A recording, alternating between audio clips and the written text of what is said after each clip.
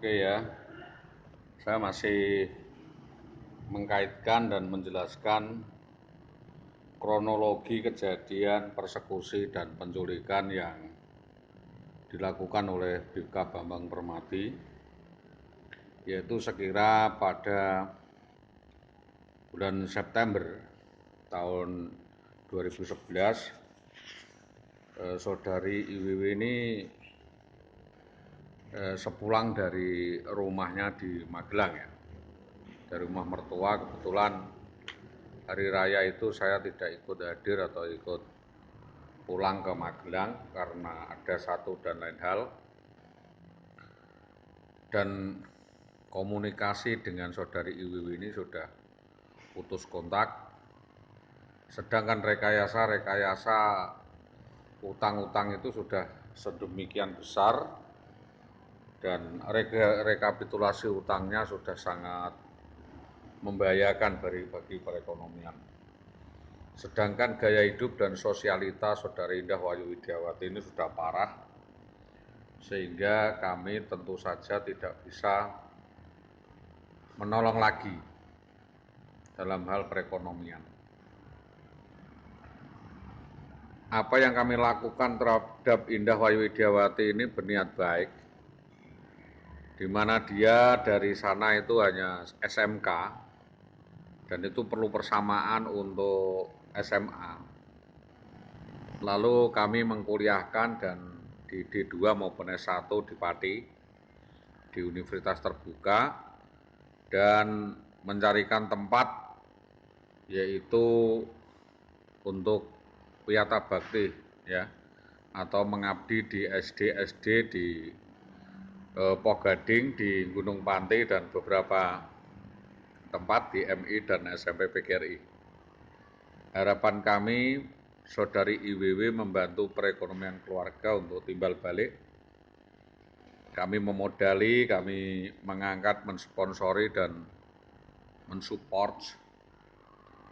Tetapi Saudari IWW ini begitu diangkat PNS, lalu berbalik arah, tidak mengakui perjuangan kami, dan mengaku semua adalah hasil dari kepintarannya sendiri. Maka dari itu kami hanya pengen mencuplik bagian terkecil dari sifat, sikap, integritas, dan karakter pengecut dan munafik ya, sifat jahat yang diturunkan hereditas petisio dari bapak, dari ibunya, dan dari neneknya, yang dulu juga seperti itu. Jadi dalam rangka perkawinan juga kami dijebak, diteror untuk mengawini. Kalau tidak mengawini saya akan dilaporkan ke kepolisian atau dikasuskan. Sama, kami sudah melamar juga direncanakan akan diputus dan lain sebagainya. Pada intinya IWW ini punya kelainan mental, kelainan kejiwaan, dan punya double personality atau imbecility, yang intinya mengadu domba satu dan yang lain. Sekiranya nanti bertempur, dia mengambil keuntungan dari pertempuran itu, lalu begitu lagi dia akan meramu atau meracik rayuan lagi kepada kekasih barunya, dan saat-saat tertentu di dalam rayuan itu mengandung unsur-unsur kriminal, yaitu menipu daya yang sifatnya keuangan, memeras dan mengintimidasi, bahkan melakukan penipuan atau memborkan di beberapa konsorsium bank, koperasi, dan kelompok arisan misalkan, dipertanggungkan kepada kasihnya itu. Setelah mendapatkan beberapa uang, dia akan beralih lagi ke laki-laki lain dan diadu domba. Modusnya seperti itu, nanti bertengkar lagi, dia dapat laki-laki lagi, nanti dicarikan tandingan lagi, bertengkar lagi, dia cari laki-laki lagi, modusnya seperti itu. Itu yang kepada laki-laki. Sedangkan kepada keluarga dia akan mengadu domba antara ibu dan anaknya, antara anak dan ibunya, antara suami dengan temannya, ya, saya dengan teman saya dan sebagainya, dan intinya dia akan mengecoh dan membuat bingung semua orang. Informasinya pun diputar balikkan.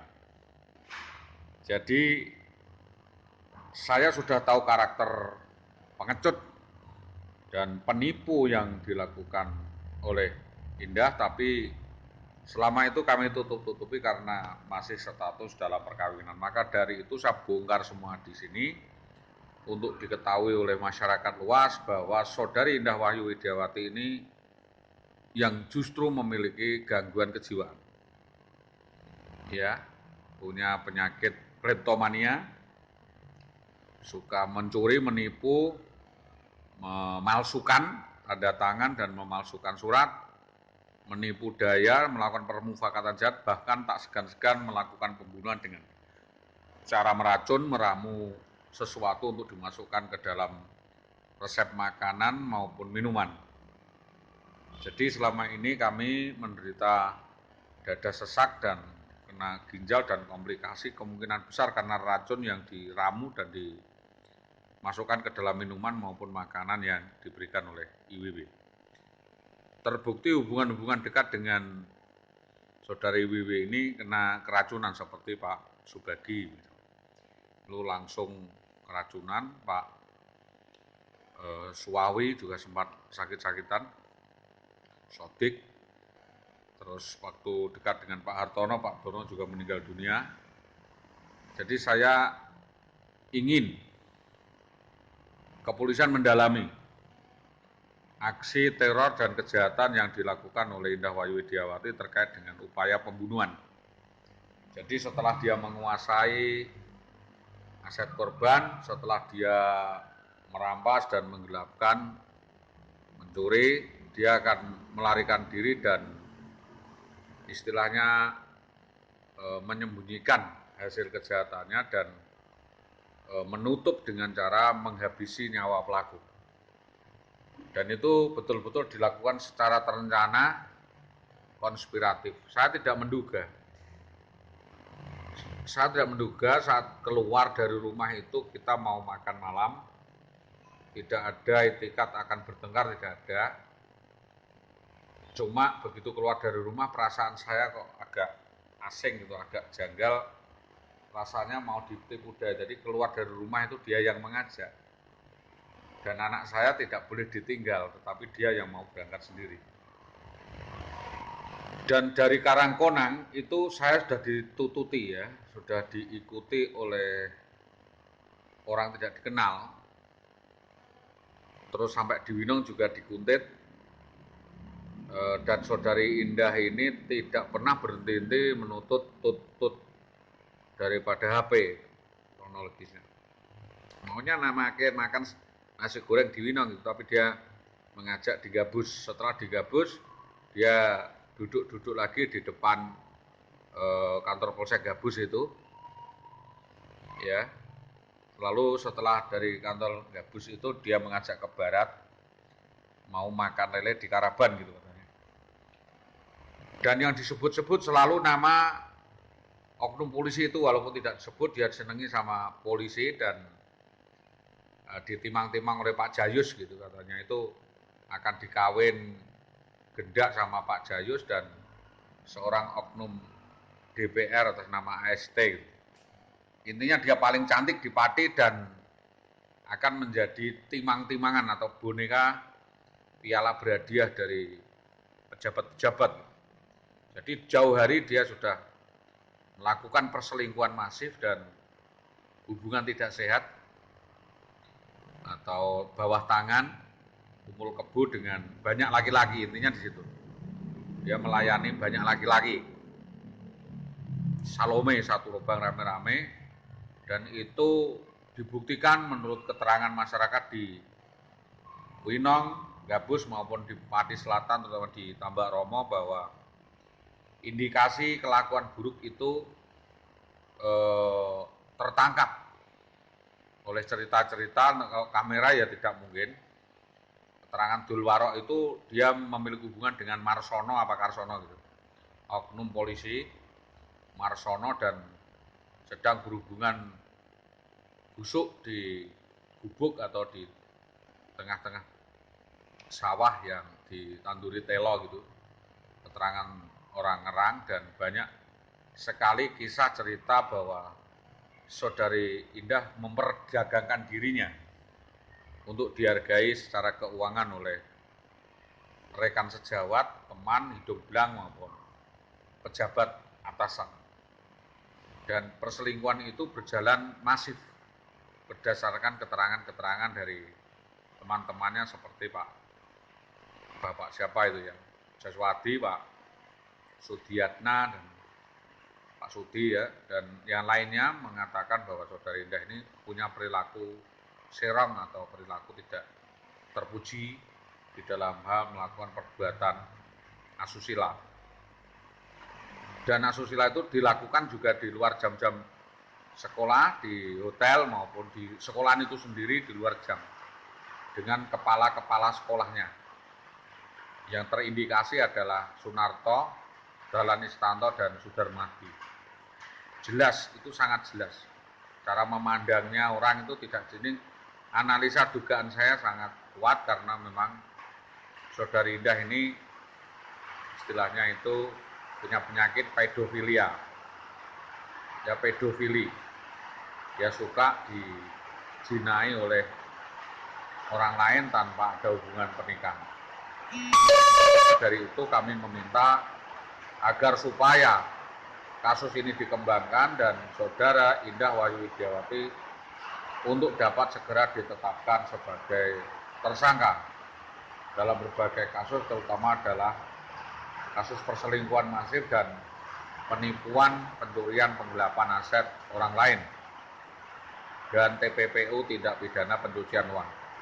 Itu keterangannya sangat jauh dan sangat banyak sekali. Nanti saya akan buka sesi selanjutnya untuk memberi keterangannya. Jelas sifat-sifat Saudara Ibu ini menuju ke jurang yang harus menjadi perhatian semua pihak, terutama Dinas Pendidikan Kecamatan Tambaromo, Dinas Pendidikan Kabupaten Pati, di mana perbuatan yang sangat buruk seperti itu sangat jauh dan sangat tidak mencerminkan suri teladan bagi murid-muridnya dan tidak pantas untuk menjadi seorang pengajar atau guru di Dinas Pendidikan. Maka dari itu kami meminta kepada Bapak Bupati, kepada BKD, Inspektorat, Satpol PP, Inspektorat maupun Kejaksaan untuk meneliti semua aksi brutal, arogan, anarkis yang dilakukan oknum-oknum kepala sekolah, kepala dinas, dan perselingkuhan yang dilakukan oknum guru SD 03 Tambaromo atas nama Indah Wahyu Widiawati tersebut menjadi fakta hukum. Saya bertanggung jawab atas pernyataan saya karena saya juga pengirim tim intelijen dan sudah diteliti oleh tim kepolisian sendiri, sudah mencium aroma itu dan sudah turun. Hanya saja untuk pembuktian hal seperti itu dipersulit dan memang sulit karena berkaitan dengan Undang-Undang ITE, dan seorang pelapor tidak perlu dibebani dengan beban pembuktian. Intelijen cukup dari Polres, dari Serse maupun dari mata-mata, spion dan sebagainya kita kerahkan untuk menyelesaikan kasus Saudari Indah Wahyu Widiawati, oknum guru SD yang bermasalah baik kriminal pidana maupun disiplin etika pegawai negeri. Itu yang menjadi catatan, dan saya sampaikan sebagai korban utama, suaminya yang direkadaya, ditipu daya, dan bahkan disewakan preman Teneng Algojo untuk membunuh saya untuk menutupi kejahatan-kejahatannya. Tuntutan saya, Saudara Indah Wahyu Widiawati segera ditangkap, diproses hukum sebagaimana hukum yang berlaku, dijebloskan penjara dan dipecat dari kedudukan sebagai PNS dan dikembalikan ke orang tuanya dalam keadaan cacat atau dalam keadaan tidak sempurna, ya, artinya catatan kriminal. Jadi pulang dari penjara dan memperbaiki perbuatannya, tidak lagi pantas menjadi pejabat atau PNS karena perbuatan yang buruk, terkutuk, dan memalukan instansi Dinas Pendidikan dan Pemerintahan Negara Republik Indonesia. Jayalah Polri, jayalah negara Indonesia, kita sapu dari oknum-oknum PNS yang tidak bermartabat. Terima kasih, itu yang kami sampaikan sebagai korban manipulasi data. Assalamualaikum warahmatullahi wabarakatuh.